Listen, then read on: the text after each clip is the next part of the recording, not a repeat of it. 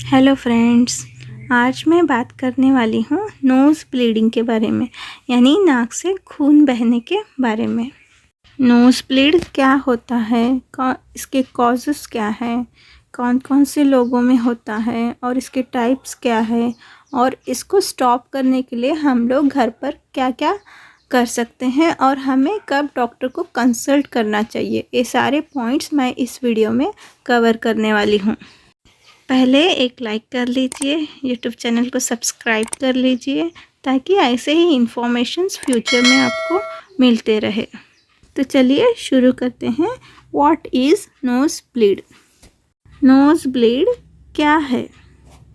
जो टिश्यू हमारे नोज़ के अंदर रहती है वहाँ से खून बहने लगता है और नोज़ से बाहर आने लगता है, तो इस कंडीशन को नोज़ ब्लीड कहते हैं। नोज़ ब्लीड होना बहुत ज़्यादा कॉमन है क्योंकि नोज़ का लोकेशन ही कुछ ऐसा है कि उसके आसपास में जो लाइनिंग है उसके अंदर ब्लड वेसल्स रहते हैं। चलिए अब जानते हैं नोज़ ब्लीड होने के क्या क्या कॉजेस हैं।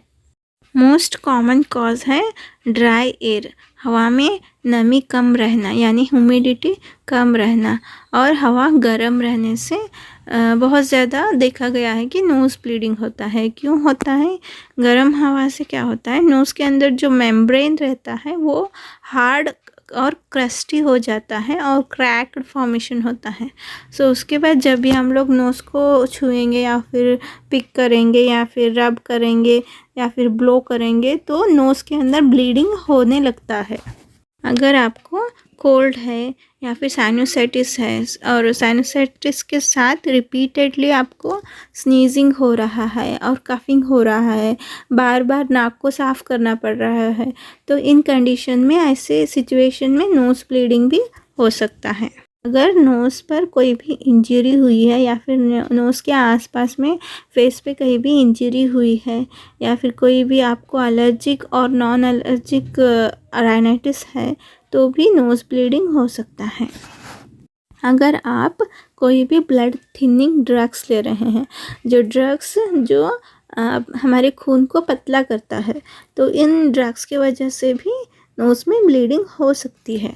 कोई भी केमिकल इरिटेंट से भी नोज़ ब्लीड हो सकता है, और हाई अल्टीट्यूड्स पर ऑक्सीजन की कमी रहती है और इस वजह से वहाँ पर भी नोज़ ब्लीडिंग हो सकती है। अगर आपको ल्यूकेमिया है या फिर नोज़ के अंदर कोई भी पॉलिप या फिर ट्यूमर है तो इन चीज़ों की वजह से भी नोज़ ब्लीडिंग हो सकता है। सो ये थे कुछ कॉजेज़ जिनके वजह से नोज़ ब्लीडिंग होता है।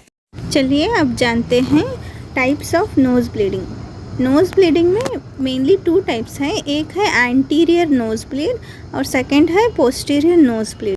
एंटीरियर नोज़ ब्लीड का मतलब नोज़ के अंदर जो फ्रंट पोर्शन से ब्लीडिंग होता है तो उसको एंटीरियर नोज़ ब्लीड कहते हैं, और पोस्टीरियर नोज़ ब्लीड का मतलब ब्लीडिंग डीप अंदर से, डीप इनसाइड से होता है। चलिए अब जानते हैं नोज़ ब्लीडिंग किसके अंदर होता है। Who gets nose bleed?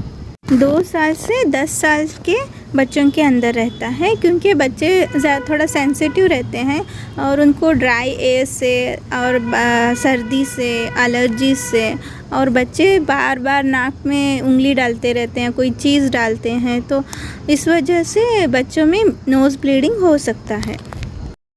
45 से 65 इयर्स के लोगों में भी हो सकता है और ओल्ड एज पीपल्स में भी रहता है, क्योंकि उनके अंदर क्लॉटिंग टाइम ज़्यादा रहता है। जैसे लोग इंसान ओल्ड होते जाता है तो क्लॉटिंग टाइम ज़्यादा होते जाता है और उनके अंदर ब्लड थिनिंग ड्रग्स लेने के चांसेस रहते हैं, हाइपरटेंशन रहता है और एथेरोस्क्लेरोसिस रहता है। एथेरोस्क्लेरोसिस मतलब ये जो आर्टरी के वॉल्स रहते हैं वो हार्ड हो जाते हैं। और कोई रहता है जिसको ब्लीडिंग डिसऑर्डर्स रहता है। उन सारे पीपल्स में नोज़ ब्लीडिंग होने के चांसेस बहुत ज़्यादा रहते हैं। नोज़ ब्लीडिंग हो रहा है तो अब उसको स्टॉप करने के लिए क्या क्या करना चाहिए? How do I stop a nose bleed? पहले तो आप रिलैक्स हो जाइएगा, सीधा बैठ जाइए और अपने बॉडी को और सर को थोड़ा सामने की तरफ झुकाइए, बहुत ज़्यादा नहीं झुकाना है। और याद रखिएगा फ्लैट सोना नहीं है, पूरा लेट नहीं जाना है। मुंह से सांस लीजिए। टिश्यू पेपर या फिर कोई भी गीला कपड़ा लेकर अपने नाक के सामने रखिए ताकि ब्लड उसके अंदर आ जाए। थंब फिंगर और इंडेक्स फिंगर ये दोनों उंगली को लेकर अपने नाक का जो सॉफ्ट टिश्यू रहता है, जो नरम वाला पोर्शन रहता है, उसको दबाइए, पिंच कीजिए। नोज़ को एटलीस्ट 5 मिनट तक दबाए रखिएगा।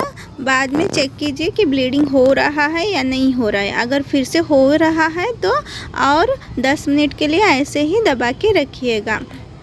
अपने नाक के ऊपर आइस पैक लगाइए ताकि ये जो ब्लड वेसल्स रहते हैं वो कंस्ट्रिक्ट हो जाए। वो कंस्ट्रिक्ट हो जाएंगे तो ब्लीडिंग स्लो डाउन हो जाएगा। ब्लीडिंग स्टॉप होने के बाद कुछ दिनों तक आप अपने नोज़ पर किसी भी तरह का प्रेशर मत डालिए। नाक साफ़ करते समय ज़्यादा प्रेस मत कीजिए और कुछ भी हैवी थिंग्स को नहीं उठाइए और नीचे मत झुकिए। डॉक्टर को कब कंसल्ट करना चाहिए? When to consult a doctor? अगर ब्लीडिंग 15 मिनट से 20 मिनट के अंदर स्टॉप नहीं होती है तो डॉक्टर के पास जाना है। ब्लीडिंग बहुत ज़्यादा हो रहा है, बहुत ज़्यादा मतलब 1 कप से ज़्यादा ब्लड लॉस हो रहा है तो आप इमीडिएटली डॉक्टर के पास जाइए।